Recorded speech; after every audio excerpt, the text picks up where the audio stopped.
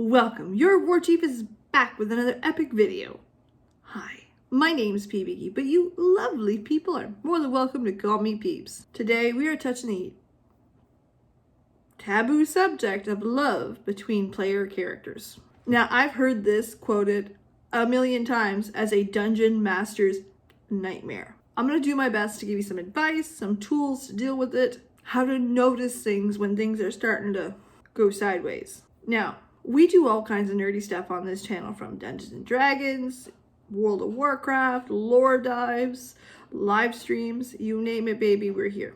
So if you're into that, you're in the right spot. Hit that subscribe button because we do nerdy pretty good. All right, so if you're curious on how to do love with player characters without issue, stick around. We're jumping into it right now. Oh man, there are a lot of reasons why it goes wrong quickly. It is everything from player emotions starting to step in, from player attachment to their characters starting to step in. A lot of people have a hard time separating themselves from their characters. We actually say in the DM world that your first character typically is a reflection of yourself because that's how you learn how to RP. And DMs, it's easy to not catch the tension that's growing between two people. Another solid thing is forgetting that people tend to do that stuff and we're expecting too much of them to be able to separate themselves from it.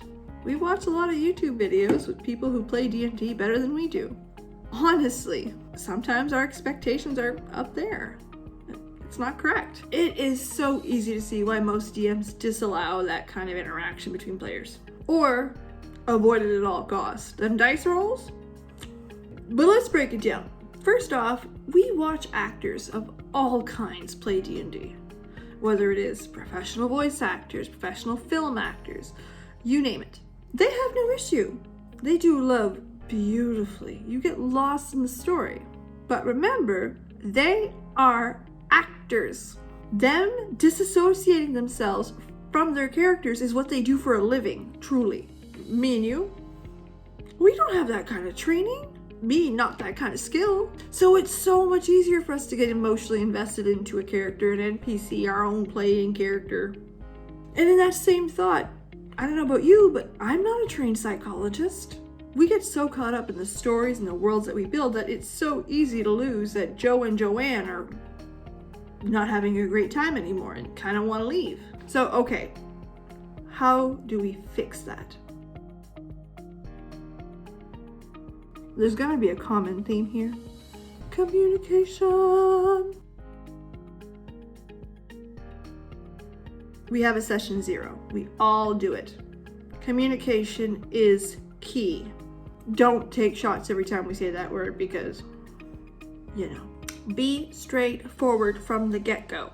If people at your table are uncomfortable to have even the discussion of it, it's probably not something that needs to be in the game. Another solid idea I saw on Twitter very recently is they have consent forms they send to players. What are you okay with? Are you okay with sex jokes? Are you okay with spiders? Are you okay with... That's a no on spiders. But yeah, it's a good sign. If your player has a hard time expressing themselves, and I'm not sure, and it's probably a no-go for them. But yes, your session 0 is so important. Now, Session 0 was 6 months ago. Let's be real. It takes time for you guys to build a working relationship, let alone a relationship. So, just like in real life, consent doesn't end at the beginning of the game. You can change your mind at any spot in between. So here, it's time to communication. If your game X amount of sessions later has an event where there was a little thing, you saw something, a little flash of light, after that game, have that discussion immediately. Hey, listen, I feel like it's going that way. What do you all think? Are you cool with it? Some people prefer that conversation one-on-one. Have it. And DM to DM here, it is sometimes hard to pick up when things are going south in the game. Put a sticky note on your DM screen. Joe and Joanne are starting to get friendly. Watch it. And it's not a negative thing, not at all. It's more of a, is everybody still good? Is Joanne still having fun? Is Joe still having fun? Is Carl, who's sitting next to them, okay with this kind of interaction? Because Carl matters too. Yes, I made up all those names on the spot. Just like any other session that you have, whether they enjoy where the storyline's going or not, it's something you need as feedback. And if that's the kind of thing that's happening, well, as a DM, someone knocks on the door randomly and stops the event. So, no surprise to anybody, communication is fucking key. Drill that in, communication. Keep communicating. Session 0 is just the start. You get to know people there. And as you learn more about them, you can see, okay, Joanne's not comfortable with the spider. She kind of cringes every time I talk about their movement. So I want to tone that down. They came at you instead of their paws strictly. No. And remember, the best D&D groups talk a lot between each other. Treat this like you would treat a player who would come up to you after a game and go, hey, listen, I got this idea. It's a badass axe with scrying powers and a light on it. I want that. And then you, as a DM, you bring that home, you're like, man, that's crazy. But let me think of how I can make that work. Keep that same energy for whatever situation between Joe and Joanne's going. Oh, Joe and Joanne want to get together. Cool. How can I make this happen? How can Carl still have fun doing it? Is Carl okay with it? We're gonna look into it. Same idea. So friends, love can be done.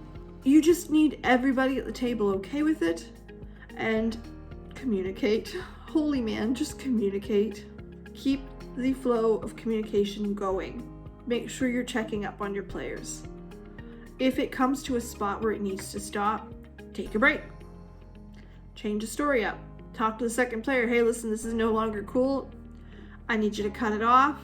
Do you want me to make an NPC that you tend to favor? Or did you want to cut the story completely? Or did you want to make a friend zone?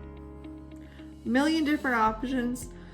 Again, if I touch my hair one more time, girl, if everybody's having a good time, it's great. If they're not, it's time to switch it up. Just like any other situation they'd be in. If they don't like your dungeon, shorten the damn dungeon. Now, how have your games gone with love interests? Let me know in the comment section down below. If you like this video, give me a big old thumbs up. If you didn't, well, cool. Let me know. I'm a big girl. I can handle it. And bonus points if you tell me why you didn't like it. Feedback is the best thing that I can ask for and the best way to improve. And if you like lore, you like Dungeons and Dragons, you like Warcraft, you like nerdy stuff, you like me, hit that subscribe button. And while you're down there, ring that bell. That way you'll get notifications for all my upcoming videos. And yes, we go live on Wednesdays at 7:30 p.m. Eastern, right here where we're playing Warcraft. It's nerdy, it's fun, it's everything you'd expect from me, let's be real. All right, I'm gonna leave one of my last videos up in one of these corners. It is also love related, and it's love written beautifully in World of Warcraft. So if that's your thing, check it out. It's nerdy, you've been warned. You've been warned. All right. Well, I love you all very much. Thanks again for stopping in, and I can't wait to see you again on the next one. Bye. My first character filled all of the roles as a bard with NPCs. Love ain't gonna happen with that one.